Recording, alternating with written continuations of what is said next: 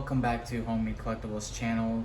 This is a review of the Jurassic World Camp Cretaceous Extreme Chomping Spinosaurus action figure from the Mattel toy line, of course. Found this at my local Target today. Very excited to finally find it. It's been a while, but it's finally here.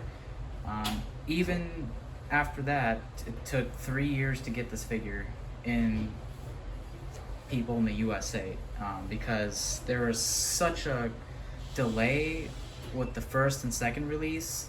I thought this figure was never going to come to the USA, but it's here. So, what can I say about it? It's great. The paint applications are fantastic. I think this is the best painted version of this mold they've done. I personally would like to own the Walmart exclusive one because it's got that really cool dino damage feature, and it just adds more to it than just a big plastic toy. But this is all right. First, take a look at the box. It's pretty nice. It's I think the best box they've done. It's got that nice background for the the TV show, the Camp Cretaceous. So there's a little camp there. There's some forest. There's the characters, and it shows you right there what the action feature is. So it's a huge box too. Like, this is not a small toy. It's literally 8 inches tall and 1 foot 10 inches long. Around that, I've measured it, estimate, but it's almost 2 feet long, almost there. It's $30. It's a great price. I wish they would have added some sound effects or at least some action feature than just repainting this, but it's not bad. The paint applications are not that bad. So it's got brown and white and red on the top sail. That white is very distinct, really nice for Jurassic Park 3. But more importantly, it's this white coloration. That is absolutely fantastic. That is Jurassic Park 3 Spinosaurus right there. It's got a closer look at the head, the red, notorious red on the top of the head. It's got orange eyes and it's got white paint applications here. Very nice. Same thing on the neck, continuation with that line. It's got brown paint on the top that runs all the way through the figure until this tip of the tail. And on the bottom of the figure, it's got white paint, but it only stops at the neck. It doesn't continue here, which kind of sucks. There's the bar thing for the app, the Jurassic Facts app thing, which is garbage. Sorry, but it is. These are painted really nicely. The feet, really nice paint, but they didn't do it on the arms. The hands, which sucks. But you can see they're great. The hand sculpt and everything. So a closer look at the figure besides the paint. The details are absolutely fantastic. Even on the inside of the mouth, you can get the tongue there. You get the top side and the bottom, which are nicely sculpted, so it's not just red paint. And I love the fact that they added the tongue. I love dinosaurs that have that sticking tongue. Not like this, but like that, which they fixed, which is great. Neck also has some really great details. Same thing with the body. Sorry, I'm trying to show it, but it's such a large action figure. You can see the rib molds there. A lot of crust paint. Same thing with the leg and the arms. A lot of scales and wrinkles. Also, they didn't paint that either, which is kind of cheap of them.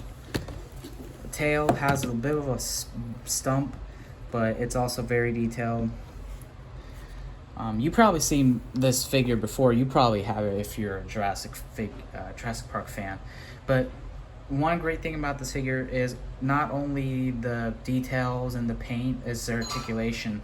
Their articulation is awesome.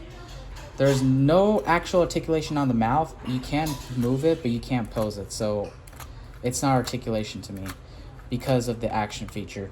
But the neck is on a, I don't know if it's a ball joint or something, but I'll say a ball joint because you can turn the head side to side and up and down. And same thing with this.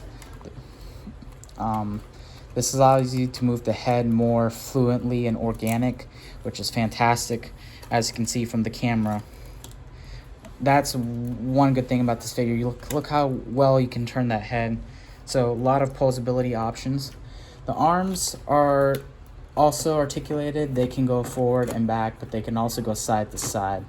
So, and same thing with the legs. Not only can you move them forward and back, but you can move them side to side. As you can see, they added a little piece there so it looks more fluent. And then same thing on the other leg. And then there's also this articulation here at the bottom of the foot, but that's for the packaging. That's for the box. But it's great that it's there. Same thing with the tail, ball joint or some sort. Move up, down, side to side. Nothing else here. It's just, that's it. But it's great. Posability is great.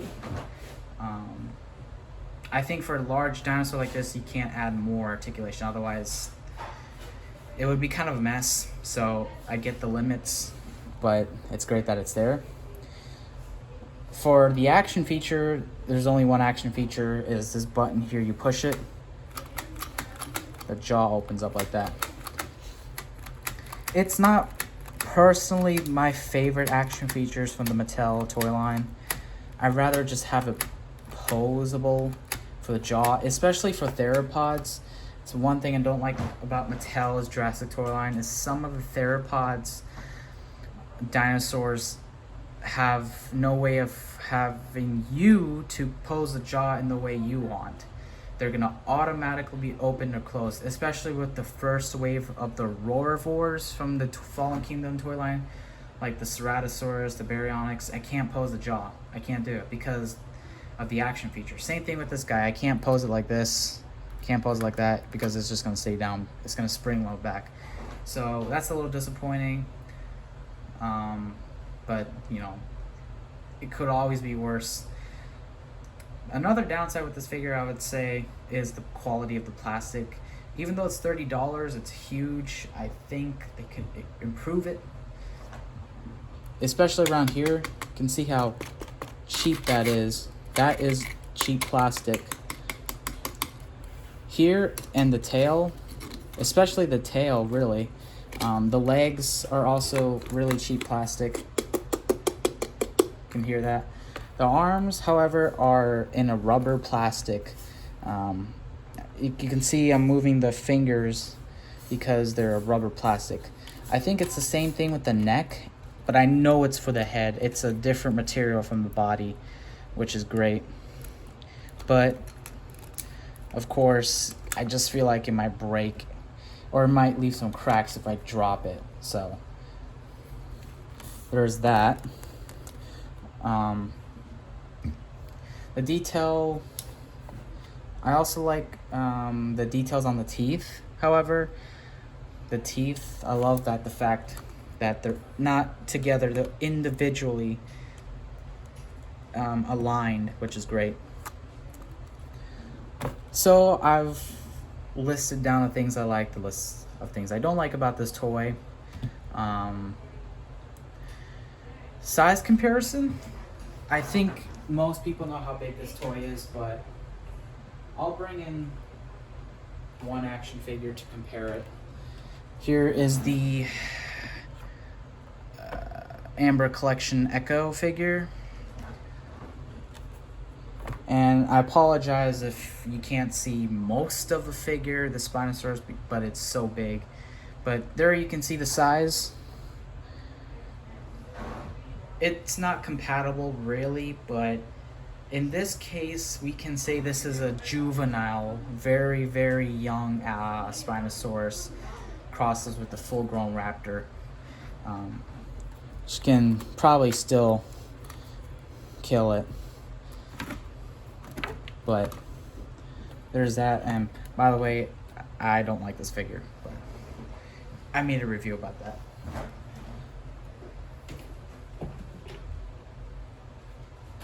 Anyways, I think that's pretty much it. Can't wait for those Dino Escape figures, but thanks for watching. Have a good day.